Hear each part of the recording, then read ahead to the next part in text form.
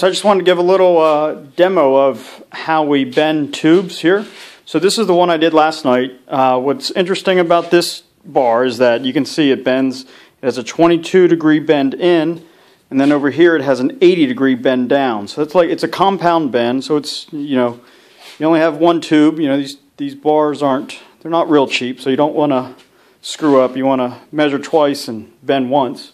So here's the pneumatic pipe bender, tube bender, and you can kind of see how it works. It has the rounded die here, right? And then here is the pneumatic control. You plug your air hose into that. It has a step pedal, and then that actuates the jack that pushes the jack down.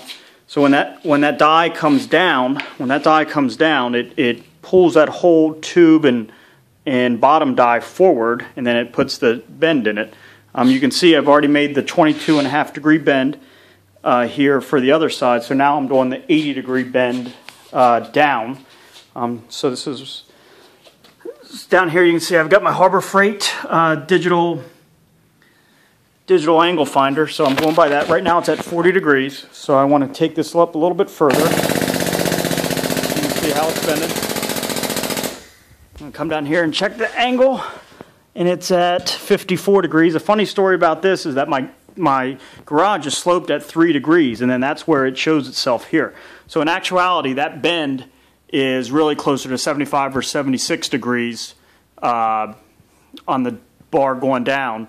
So I got to compensate for those 3 degrees, so I know it's about 79 or 80 degrees here on the angle finder.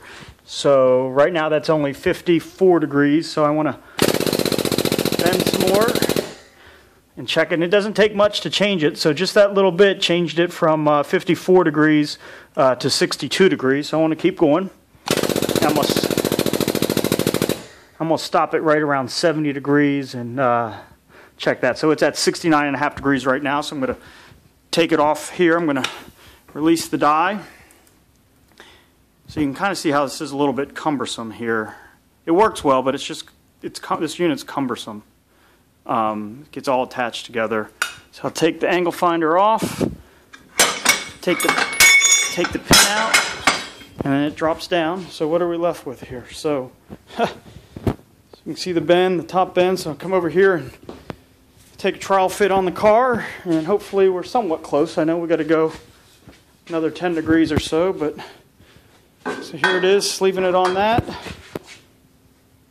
and you can see we're close. I've got it marked on the frame where it needs to go down. I've measured it. It's 13.5 inches from the front horns back on each side.